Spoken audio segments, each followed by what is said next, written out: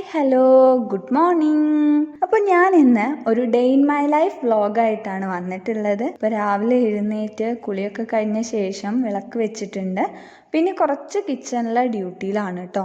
അപ്പോൾ അതിന് മുമ്പായിട്ട് രാവിലെ നൂൽപുട്ടാണ് കഴിച്ചിട്ടുണ്ടായിരുന്നത്. ഇനി ഉച്ചയ്ക്ക് കുറച്ച് സ്പെഷ്യൽ ഉണ്ടാക്കാമെന്ന് വിചാരിച്ചു. അപ്പോൾ ഇന്ന് ടൊമാറ്റോ റൈസാണ് കേട്ടോ ഉണ്ടാക്കുന്നത്. അതിൻ്റെ ഒരു കുട്ടി റെസിപ്പി കൂടി ഞാൻ ഇതിൽ ആഡ് ചെയ്തിട്ടുണ്ട്. ടൊമാറ്റോ റൈസിൻ്റെ മെയിൻ ഇൻഗ്രീഡിയൻസ് എന്ന് പറയുന്നത് തക്കാളിയും അതുപോലെ തന്നെ സവാളയാണ് കേട്ടോ.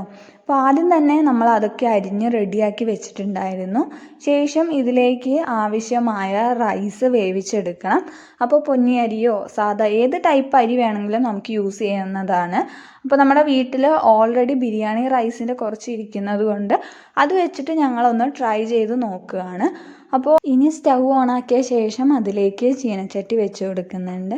അപ്പോൾ ചട്ടി ചൂടായി വരുമ്പോഴേക്കും എണ്ണ ഒഴിച്ച് അതിലേക്ക് കടുകും കറിവേപ്പിലയും ഇട്ട് പൊട്ടിച്ചെടുക്കുന്നുണ്ട് കേട്ടോ. ഇനി ഇതിലേക്ക് അരിഞ്ഞു വെച്ചിരിക്കുന്ന സവാള കൂടി ആഡ് ചെയ്ത് കൊടുക്കാം. ഒപ്പം കുറച്ച് പച്ചമുളക് കൂടി ആഡ് ചെയ്ത് കൊടുക്കുന്നുണ്ട്. ഇനി ഇത് നല്ലതുപോലെ ഒന്ന് വഴറ്റിയെടുക്കാം. ഇനി വഴഞ്ഞു വന്ന് കഴിയുമ്പോഴേക്കും ഇതിലേക്ക് ആവശ്യമായത്ര മഞ്ഞൾപ്പൊടിയും മുളക് പൊടിയും കുറച്ച് ഉപ്പ് കൂടി ആഡ് ചെയ്ത് കൊടുക്കാവുന്നതാണ്. അപ്പോൾ ഓൾറെഡി നമ്മൾ റൈസിലും കുറച്ച് ഉപ്പ് ചേർത്ത് കൊടുത്തിട്ടുണ്ടായിരുന്നു. അതുകൊണ്ട് പാകത്തിനനുസരിച്ച് മാത്രം ആഡ് ചെയ്യേണ്ടതാണ്. ഇനി ഇതിലേക്ക് തക്കാളി കൂടി ആഡ് ചെയ്ത് കൊടുക്കാവുന്നതാണ്. ഇനി തക്കാളി നല്ല ഉടഞ്ഞു വരുമ്പോഴേക്കും ഇതിലേക്ക് കുറച്ച് വെള്ളം കൂടി ആഡ് ചെയ്ത് കൊടുക്കാം. അപ്പോൾ നല്ല ചാറ് രൂപത്തിൽ ആയി വന്നിട്ടുണ്ട്.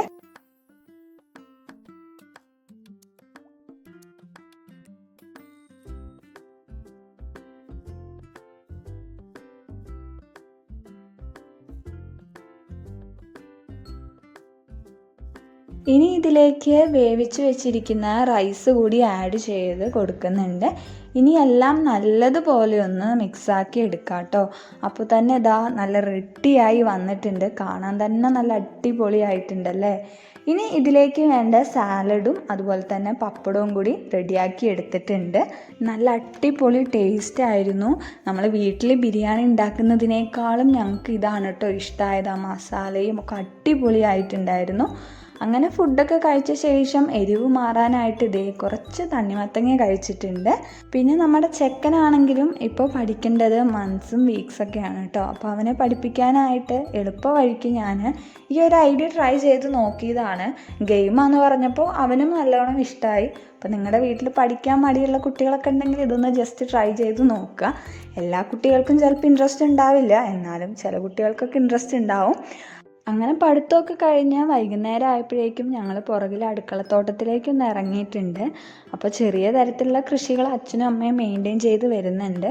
അപ്പോൾ ഞങ്ങളും അവരുടെ ഒപ്പം ഒന്ന് കൂടിയിട്ടോ പുതിയ വിത്തുകളൊക്കെ നടാൻ വേണ്ടിയിട്ട്. അങ്ങനെ ഇതാ കുറച്ച് കറിവേപ്പില പറിച്ചിട്ടുണ്ടായിരുന്നു. പിന്നെ ഇതാ വൈകുന്നേരം കാപ്പിയും വടയും ഉള്ളിവടയും ചമ്മന്തിയൊക്കെ ഉണ്ടായിരുന്നു കേട്ടോ. അതൊക്കെ കഴിച്ചു. അങ്ങനെ ഇരിക്കുമ്പോഴാണ് അച്ഛൻ അരക്കുറിശി അമ്പലത്തിലെ പായസം കൊണ്ടുവന്നത് കേട്ടോ. അതും കഴിച്ചിട്ടുണ്ടായിരുന്നേ. പിന്നെ ഇതാ നമ്മൾ നൈറ്റ് ഫുഡും കഴിച്ചിട്ട് കിടന്നു. അപ്പോൾ ഇത്രയേ ഉള്ളൂ ഇന്നത്തെ വ്ളോഗ്.